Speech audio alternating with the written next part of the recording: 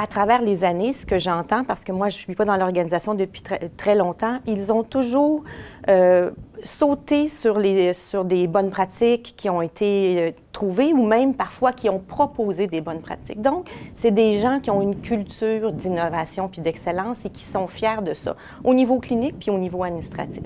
Alors, je pense que c'est un facteur de succès. C'est aussi des gens qui n'ont pas peur des défis parce que le guichet santé physique, on était très conscients, si je prends l'exemple de celui-là, que la réputation de Villa Medica, si on ne livrait pas la marchandise, c'est-à-dire réduire le délai d'attente de la clientèle, bien, que ça pouvait nous nuire. Bien, je pense que ce qui nous démarque, pas juste dans ce projet-là, mais dans l'ensemble de nos projets, c'est qu'on a toujours essayé de faire les services selon les besoins qui étaient exprimés, selon les besoins de la clientèle qui étaient exprimés. On n'a pas fait des recettes. On a toujours fait des services un peu particuliers, un peu... on s'est souvent lancé dans des projets spéciaux, des projets audacieux, des projets novateurs. On a fait même des projets hybrides où on a fait à la fois de l'hébergement, du logement. On a fait, toutes sortes de... Et dans ce contexte-là, le fait de prendre des risques, ça fait aussi partie de notre culture de dire, bien, on ne le voit pas nécessairement comme un risque, on le voit comme étant une opportunité de faire quelque chose qui va réellement répondre. Les choses changent dans la vie, les politiques, les orientations changent. Puis ça, je pense que il faut sortir des dogmes.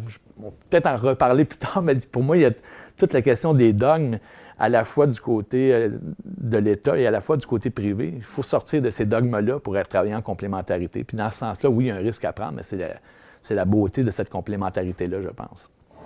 Nous avons pris la décision, le groupe Santé Arbec, de dédier quasiment à 100% toute la superficie de l'établissement vraiment à l'expérience client, si on peut dire, sans gaspillage d'espace ou de superficie.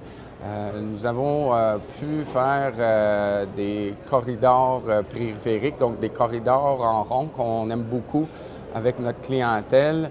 Qu'on n'aurait pas pu faire si on avait suivi à la lettre le guide d'aménagement d'un CHSLD du ministère.